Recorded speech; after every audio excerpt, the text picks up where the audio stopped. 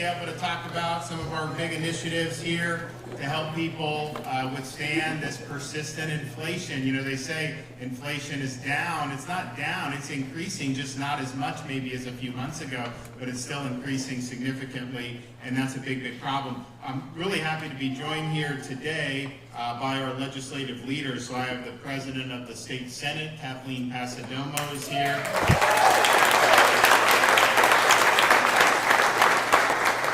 And the Speaker of the House of Representatives here in Florida, Paul Renner, is with us.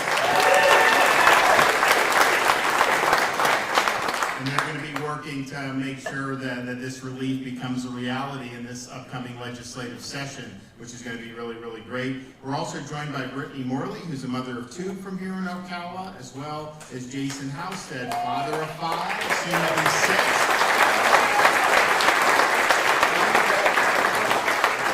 I saw his 5 kids. I saw his wife with a bun in the oven, so they've got their hands full. And he's the executive director for Brothers Keeper Catholic Outreach Ministry right here in Ocala. We're excited about things that Florida's been able to accomplish. I think as many of you know, because you just see it, we're the fastest growing state in the country. And I'm not even asking people to come. I mean, there's some governors that are begging for people to come. Because I understand there's benefits, but there's also challenges. And I think one of the things we recognized in an initiative we did last week, we did a Move America Florida program to help with the infrastructure and speed up infrastructure. You know, some of these places, like on 75, you can have like massive backups. And so those things were all in the hopper to be done, but that would have taken like 20 years. So we're going to put basically $7 billion on top of our Department of Transportation work program to accelerate that. So right here in Central Florida, it's going to make a difference. So you're fastest growing. We've led the nation in net in-migration, I think, every year since I've been governor, certainly in the last few years, because people are leaving states that have poor policies and are poorly run and have high crime, and they're coming to Florida. And oh, by the way, our crime rate is at a 50-year low in the state of Florida. That's not true.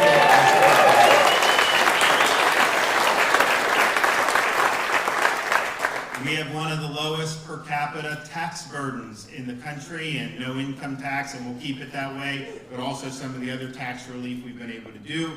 We're proud to have gotten that across the country. We also have one of the lowest per capita debt burdens in the country. Our burden, or our economy in Florida, is over $1 trillion in size, yet the state debt is $20 billion. So that represents a ratio debt to GDP of 1.5%. What does that mean? Well, in the United States of America, our whole economy is exceeded by the size of the federal government's debt. And so the debt to GDP ratio for the federal government is 130%, larger than our economy by a country mile. So we have very low debt. We're doing it right, but we also, in our most recent budget, we're seeking to enact a debt reduction program to pay down the debt even more rapidly. So we're already low. We think we can retire some before all the interest kicks in, and that's going to make the state even better. And honestly, sometimes you do want to do debt. If you have projects you know need to be done, and you get low interest rates, sometimes it's better to bond it. So it isn't like having any debt is a bad thing, and honestly, you can make the argument we probably don't even need to worry about because it's so low, but I think we want to stay ahead of the curve. So we're doing that, which is really, really exciting. We're also, and I think every year since I've been governor, but certainly in the last few, #1 in the nation in new business formations. And if you think about that, California is almost twice, they're like 39 million people, we're 22 plus, and yet we have more new business formations than California or any other state, and by a significant margin. So we're proud of that.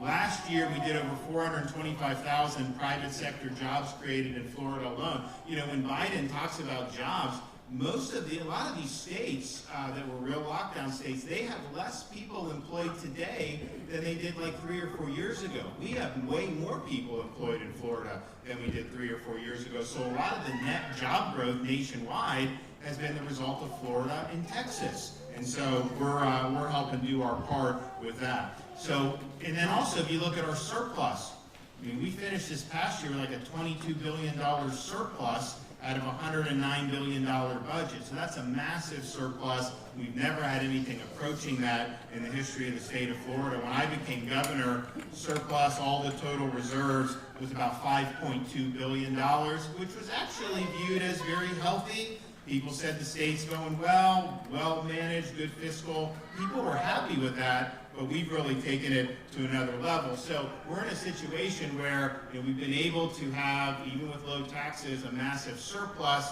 So how do you do that?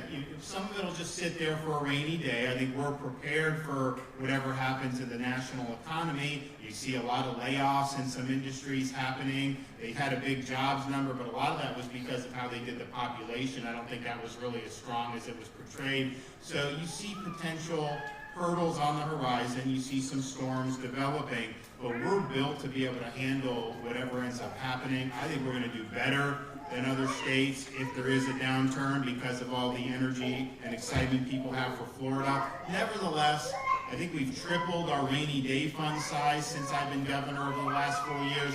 And then we've got billions and billions and billions of more that we'd be able to do. But even with that, it's like, okay, you got a lot of money, what do you do? So we are doing the $4 billion. We're proposing to work with the legislature to do billions to accelerate the infrastructure. And that's just something you need to do when you have a state not only that's growing with new residents, but also people want to visit here. They want to come here. And that's happened a lot of the last few years. So you do that. But we have to take some of this money, a big chunk of it, and return it to taxpayers and give taxpayers savings, particularly when you see inflation the way it's been over the last year and a half to 2 years. 2 years ago they said there wouldn't be inflation. I think 2 years ago inflation was like 1.4%. And then what's happened since then, you've had massive spending binges by the federal government, trillions and trillions and trillions that have been printed. Of course you're going to end up seeing inflation. You have policy that is designed to make it more difficult to produce American energy. Of course that's going to contribute to inflation. Biden says we're going to need oil for 10 more years.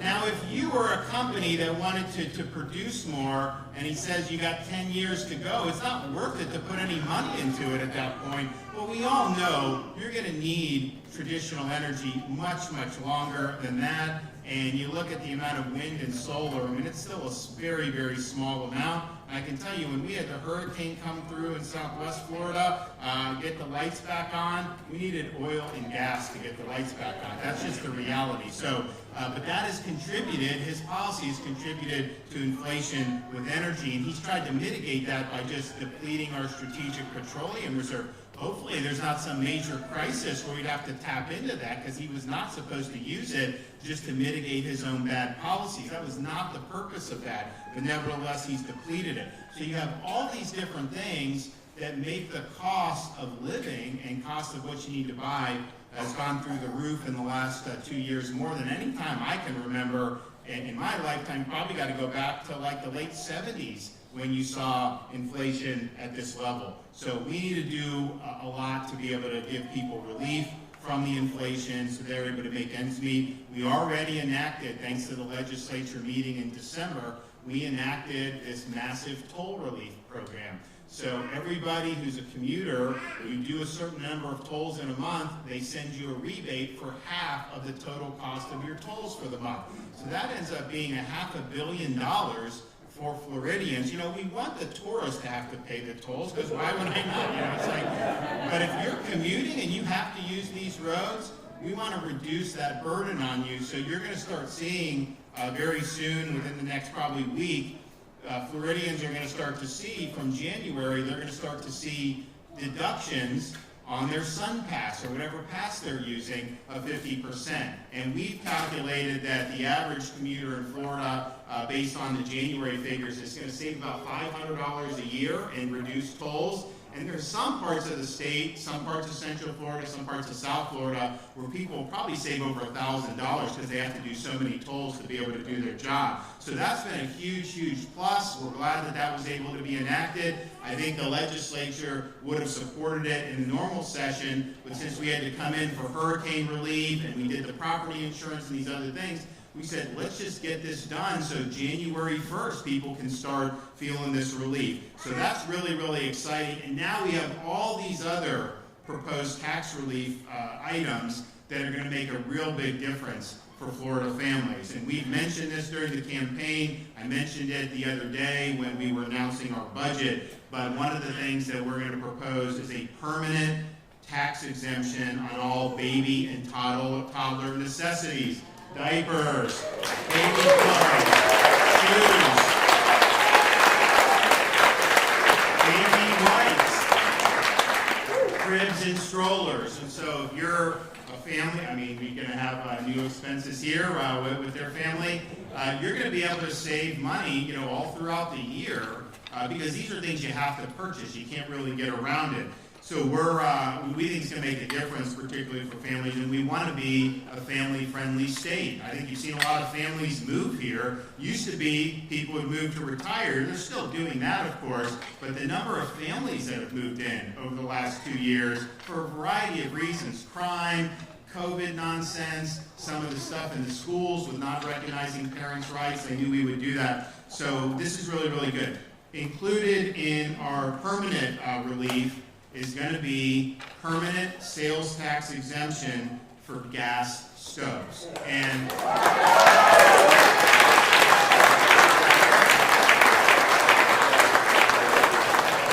they are trying to take away your gas stove.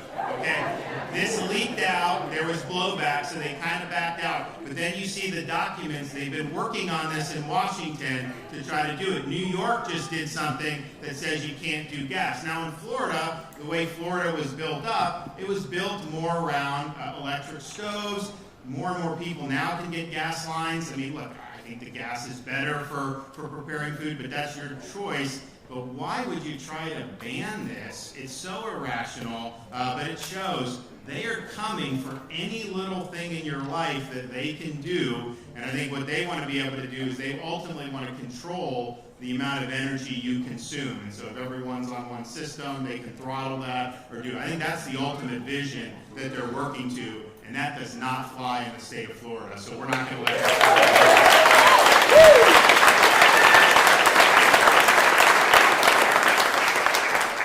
We also have this tax holiday on all the Energy Star appliances. That's in effect now.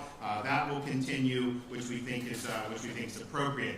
We're also proposing to enact a permanent sales tax exemption for all over-the-counter pet medications because people need to take care of their pets. We know that can be very, very costly. So that I think will make a positive difference. And then we also understand that really the heartbeat of our economy here in Florida are small businesses, family-owned businesses that are owned or operated a lot of times by a single family.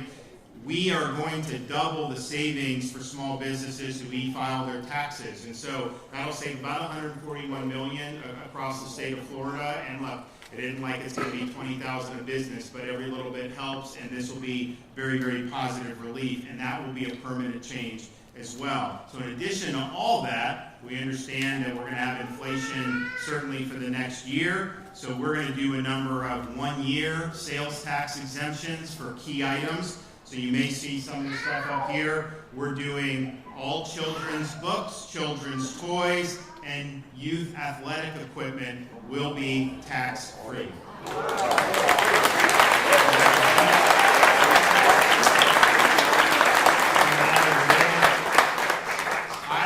My wife and I will save with that tax. I mean, my son, he's obsessed. I got to buy him all these footballs and this and that, and so it's just kind of the way it goes. But I think that'll be good for families. Another thing that'll be good for families. We've always done a back-to-school tax holiday, sometimes a week, sometimes two. So what we're going to do, we're going to do 4 weeks total, 2 weeks leading up to fall semester and 2 weeks leading into spring semester. So you'll be able to get school necessities free of charge. And that's going to save families about $210 million throughout the state of Florida. We're going to continue with our 2-week disaster preparedness sales tax holiday. We saw what can happen with major storms and the way that this stuff works with the hurricanes, and we would message this. That first 72 hours, it's really about you having the supplies you need, being able, because when it came through Southwest Florida, what's the first order of business? Search and rescue, helping people who may have been stranded on Sanibel, all these other places. You had massive power outages, but it was really those first responders protecting people. So that was kind of the initial thing. Then you start saying, let's get this power back on, and we ended up having, I think it was like 50-some thousand linemen that were stationed in Florida prior to the storm coming. We ended up doing, I think there was like millions of restorations, the fastest restoration after a major hurricane in our history. So it makes a difference, and we were proud of that. But nevertheless, when you get hit by almost a Cat 5, you're not going to have the power turn on 24, 40 hours later. So having those supplies, and then what happened, we were able to bring quicker than we've ever done, but we had these pods where people get water, they could get all that stuff, and that worked very, very well. But that is just something that will not be set up within 24, 48 hours because of all the other things that need to do. So you have an opportunity to make those preparations as we get closer to hurricane season. I'm hopeful, and we pray that we do not get dinged like we did last year, but you know, you just got to prepare and assume that it's going to happen. We're also, and I think this is going to be really, really good, for all household items under $25, like detergent, TP, soap, all that stuff, no sales tax for items under $25 for 1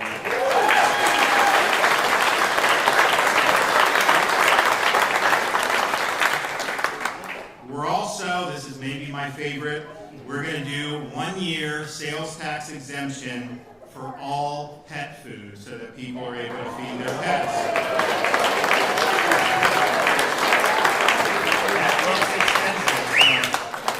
Good. And then finally, anything in addition to 25 obviously would be included, but above that, 1 year exemption on oral hygiene products, so that'll be about a $45 million savings for Floridians throughout the state of Florida. We also did something this past summer, the first ever Freedom Week tax holiday.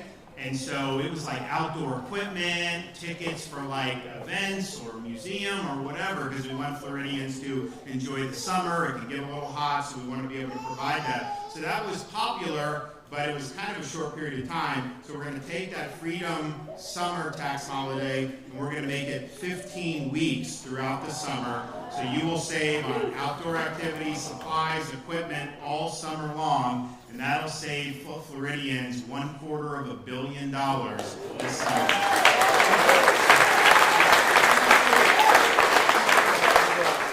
So we think if you're a family that is commuting and that is qualifying for a toll relief program and some of these other things, we think a typical family, you'll maybe saving over $1,000 with all this tax package. There's going to be some that save a lot more than that because they're doing more tolls or whatnot. And that's going to make a difference, particularly when we are bracing for continued economic headwinds thanks to what's going on in Washington, D.C. And if you look at our budget that we unveiled last week, so yes, we're proposing massive tax relief, we're proposing infrastructure, all that other stuff, still have a massive surplus. We're able to do record $26 billion for K-12 schools in the state of Florida. We're able to do $1 billion categorical for teacher pay increases. We're able to do $1.1 billion for water quality and Everglades restoration projects. $100 million for Governor's Job Growth Grant Fund to help, and we've done that in Central Florida, where we can help, build a road from like an industrial park so that you can end up moving more product and do job training. Great stuff out of that.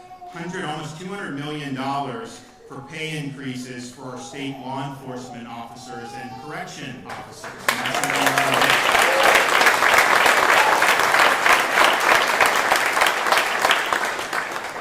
we did a program for starting July 1st to recruit police officers from around the country and to bring more people into the profession from the state of Florida as well. If you do that, you qualify for a $5,000 signing bonus. And so that's been a very effective program, and we're going to continue that program. So we're dedicated another $30 million. So that's July 1st, the program keeps going, and people that are coming can get a $5,000 signing bonus. They treated the police so poorly, in a lot of these cities across the country. And when you come to Florida, yeah, this is an incentive, and yeah, $5,000 is great. But I think more than that, it just sends the signal that Florida appreciates your service. We're a law and order state. We're going to make sure you stay.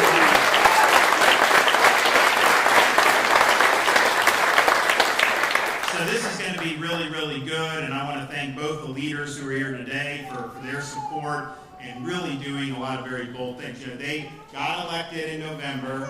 They had a special session. We did a bunch of stuff in that December special session. Now they're in another special session, and they're doing a number of different things. They're fortifying our election crimes office that we've used to be able to police voter fraud. They're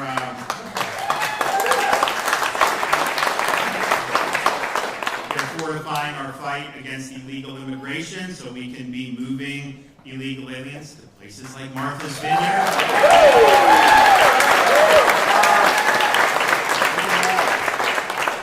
And they are going to pass a bill that, upon my signature, will officially remove Disney's self-governing status.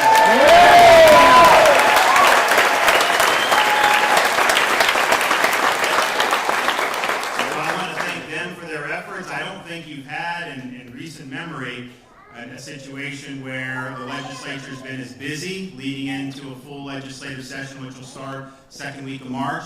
So my hat's off to them for their hard work, and we look forward to working together these next few months.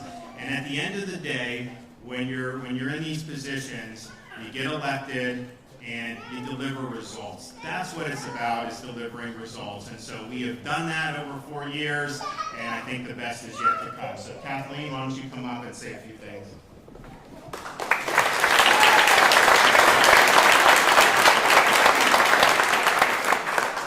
Thank you, Governor DeSantis. Good morning. Marion County, I love coming here. I wish I rode horses because this is horse country. So how can we do this? $2 billion in tax savings because of the policies of this great governor and working with the legislature to making the free state of Florida the place to live, work, retire, raise a family, and spend money. So I want to do a little interactive. We have a list. The governor went to the list, and I hope you're paying attention, of all the tax relief we're going to have. I'll do it real fast, and I want you to raise your hand for your favorite.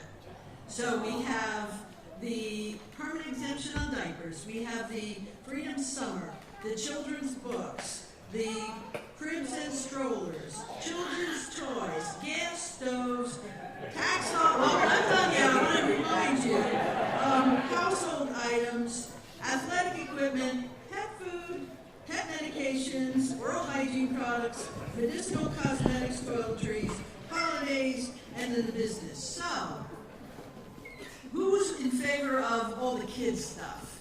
Right, there's a lot of people. What about the gas stoves? You get a lot there. The school tax holidays. Well, let's get there. The toothbrushes, all that cool stuff. Personal hygiene. The increased savings for electronic filings at school. Pet food and pet. So I will end with my best friend in the world, my yellow lab Tucker, told me to tell the governor, thank you so much, because now he will get more food to eat because it's cheaper. Thank you all. Have a great day.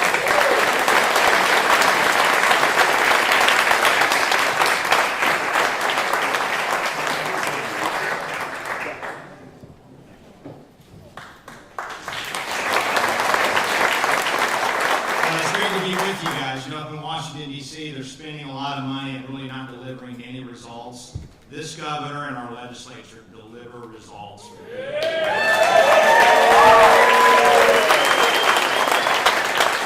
didn't create the affordability problem the federal government did, but we're delivering. Governor mentioned toll relief. We've done relief for hurricanes. We've done, President Passidomo's got a great proposal on making sure we get after our workforce housing to make that more affordable. And in today's bold proposal, we're going to deliver tax relief to every single Floridian.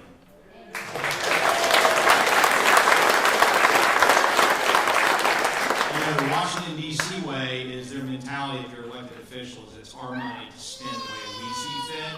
The Florida way, the way the governor sees it, the way we see it in the legislature is it's your money. You paid that money, and all that money that's coming in because the governor kept Florida open because of our success is your money. It needs to go back to you because you know better how to spend it than any of us ever would.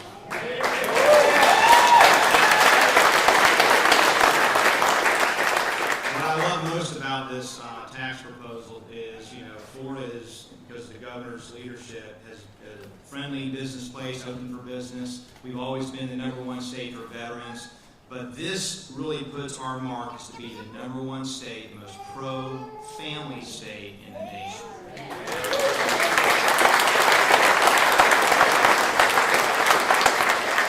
And I really believe at the bottom of my heart as a conservative that if you have strong families, a lot of social problems in this country will go away. And if you undermine families, we can't build enough government to manage the chaos. And so this shows the values and priorities of our governor, but it's also the values and priorities of the House, my values, Senate President Passidomo's values, and those that you elected. And we're going to get after it. We went big last year on tax relief. We're going even bigger this year. So thank you very much.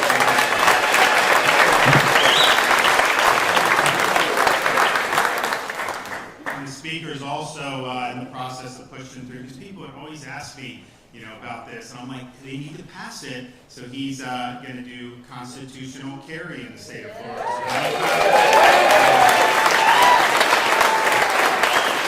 we've been waiting, and now they're going to deliver. Okay, we want to hear from Brittany Morley. Come on up.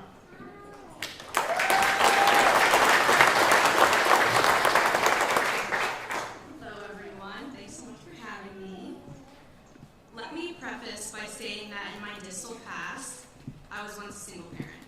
Therefore, I understand the hardships that often accompany that role. I've been on the receiving end of obtaining services from the Early Learning Coalition, and I understand the stress of being required to miss work due to your child becoming sick and losing that anticipated income. Fast forward to present time, I am now married. My husband and I both own businesses, and I now volunteer my time trying to advocate for the Early Learning Coalition. Through my efforts with them, I have firsthand seen the impact that these types of incentives have on households. We are extremely grateful that in 2020, Governor DeSantis refused to shut down early learning facilities, regardless of what the rest of the country was doing. Recently, my husband and I lost a good friend of ours, and as a result of that, he has left behind a wife and child. When I think about Governor DeSantis trying to implement permanent tax exemption, I think of people like her.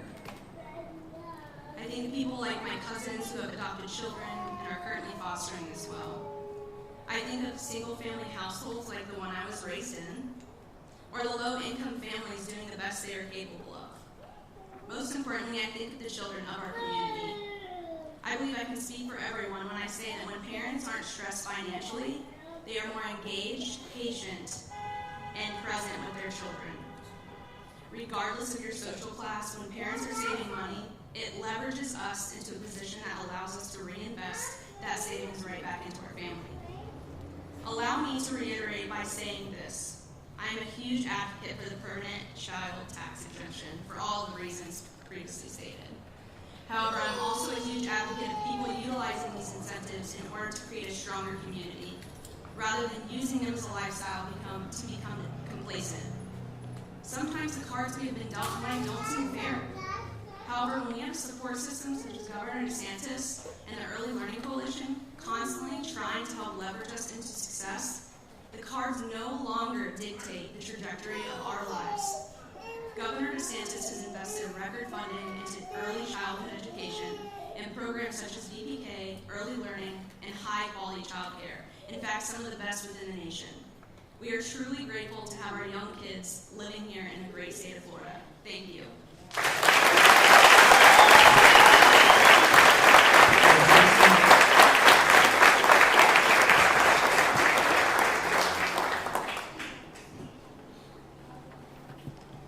Good morning. I want to start by saying thank you, Governor, and all of our leaders for making Florida a great place to raise a family. My name is Jason Halstead. My wife, Lane, is here, and these are our 6 kids. Our newest addition is arriving in May, a little girl. We have an 11-year-old, a 10-year-old, an 8-year-old, and a couple 5-year-olds. So we know how important it is for families to find cost savings on everyday things, especially baby items like diapers and wipes. Our twin boys are 5 now, so we're kind of out of the diaper phase, but at its height, we were spending about $120 every month on diapers and wipes. So we definitely welcome that tax relief because we're about to do it all over again. Now this relief couldn't come at a more important time. As gas prices, food costs, and inflation keep rising higher, we are adjusting and we're making sacrifices in our family to manage. But I know how blessed we are because I've seen the real needs of people firsthand and the harm that all these soaring prices are causing.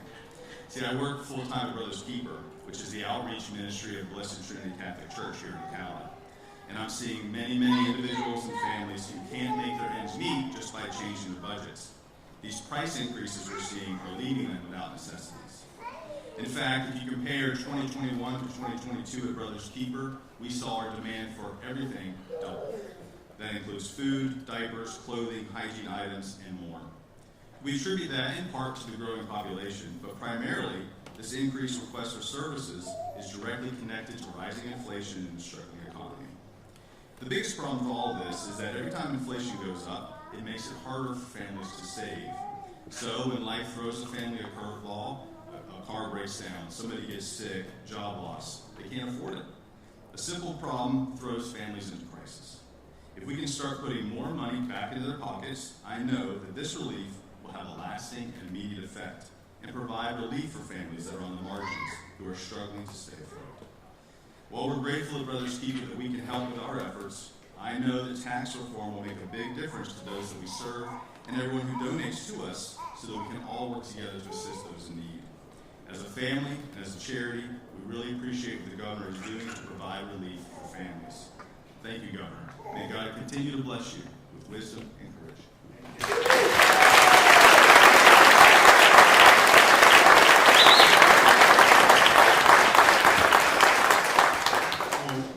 We got a lot of work to do, but I'm excited about what the next few months has in store, and I think that there's going to be a lot of wins that are going to be delivered for the people of Florida. So sit back and enjoy what we do the next few months. Okay, what do we got? Anybody back there? What happens to the Disney debt, and what about possible legal challenges for the reorganization?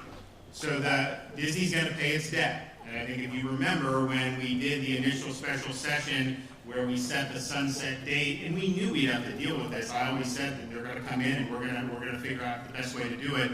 So what I said really for the last 6-9 months is Disney is no longer going to have self-government. They're not going to have their own government. Disney is going to pay its fair share of taxes, and Disney's going to honor the debt, and that's exactly what this proposed piece of legislation will do. If you remember when we first went down this road last spring, a lot of folks in the media were saying that, oh my gosh, Disney's actually going to pay less taxes and Floridians are going to pay more taxes. They were saying that, and I'm like, you've got to be kidding me. Well, this puts that to bed, and so those debts will be honored and those will be paid. Now, this is obviously now going to be controlled by the state of Florida, which is no longer self-governing for them, so there's a new sheriff in town. And that's just the way it's going to be.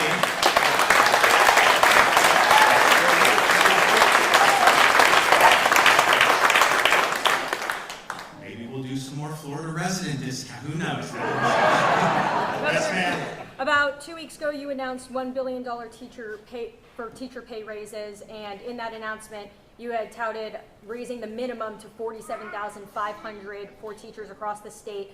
Some teachers in more rural counties of north central Florida, such as Gilchrist, Madison County, have expressed that they are not at that minimum of $47,000. Yeah, so just so you know, what we've always said is our goal was to get to a state average of $47,500. So you're right, some of those rural are not at that, but those rural were like 33 or 34 before I became governor. So they've had major increases. So our threshold was, and so with this package from last year, we're now statewide average across districts is $48,000. Obviously, Sarasota, Miami-Dade, some of those are higher cost of living. Some of that is there. Now, with this additional money, we are not requiring it to go to further minimum increases. They can apply it to any way they want. So if those rural counties want to apply that to the average minimum, they will be able to raise the average minimum even higher, and that's their right. But there's some other counties, some other districts that say, yeah, we've done good on that, it's working, but we also want to provide even more, and we have provided increases for veteran teachers. Maybe they want to do that. So they'll have the flexibility to do it. The thing that we do, though, on this, it can only be used for teachers' salaries. These school unions will hold this stuff hostage to try to advance their interests. In fact, we did this teacher increase last year, and some of these school unions were holding it up all the way through the end of 2022. And I'm like, why would you not want to rush the pay increases to teachers? Because ultimately, they're pursuing a different agenda. So we're going to make sure 100% goes to teachers, and I think maybe we'll talk to the legislature about saying, if it's authorized, once the budget goes into effect, you've got a limited window to get that money in the teachers' pockets. I'm sick of the political games that these school unions are playing.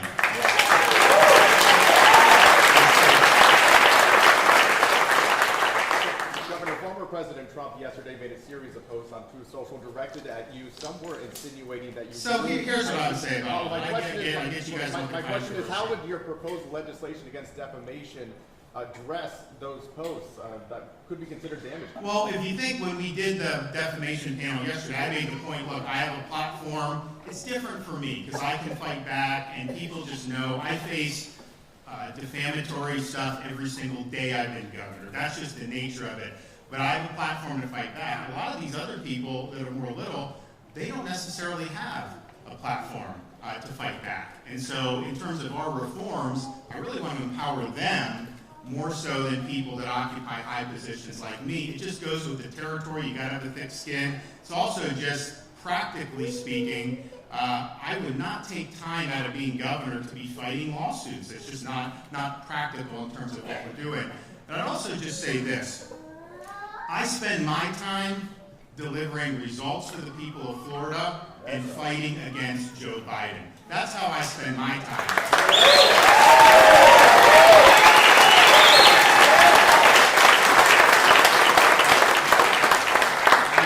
My time trying to smear other Republicans. That's right.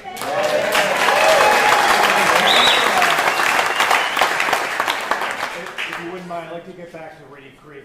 One of the provisions in the bill that was passed last year, and one of the concerns in the legislature was that Disney had certain privileges that its competitors did not have.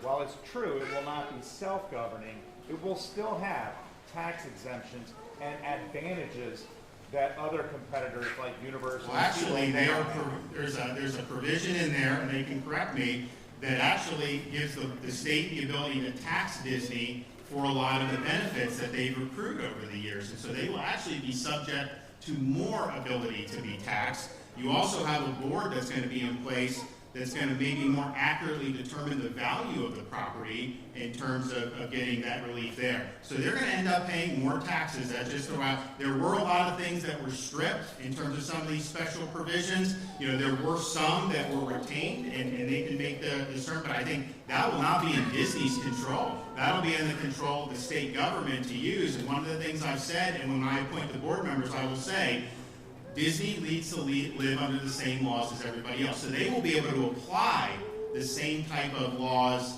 in that local district that are applied to their competitors. So that will all happen. Some of it just may be having to be done by the board, but I think by and large what they did either gets us there or gets us where we need to go. Could Speaker Renner, can you come up to the microphone and address that also? And can you also address, since they had till June 1st, why do it now and not during the regular session? Well, we don't wait around to fix things. So.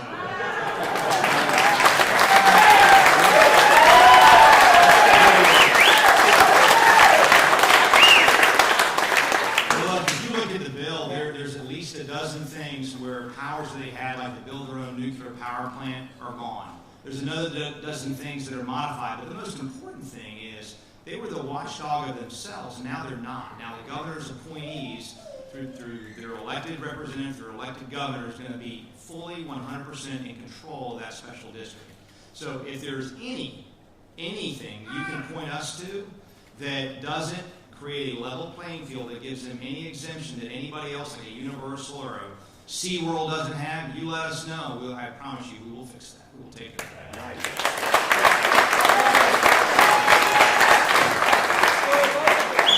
The drug import program that Florida had applied for back in November 2020, obviously it was a big federal court ruling that might have moved the needle forward. The president has said again last night during State of the Union he wants to lower drug prices. What do you have to say about all that? So, well, you've been following this, so you know. This happened under the previous administration. I was working with actually two predecessors ago from Paul. The first speaker that I became governor with really wanted to take on the prescription drug cartel because everywhere else pays a lot cheaper than us, and then we pay all this extra money and our costs are a lot higher. So could we access some of those markets? Well, this is a market that's very tightly controlled by the federal government because of the power of Big Pharma. However, we found a provision in law from 2003 that had never been used, say states could apply through the FDA to purchase the same drugs from Canada, and that would be probably 50% on the dollar for us here in Florida. We would have saved 100, 200 million just in our state budget. And so it was approved before Biden took office. It's been floating around and stuck at the FDA for over a year. And here's my question. If you want to tackle high prescription drug costs, why don't you have the FDA approve Florida's program? They say, well, we got to make sure it's safe.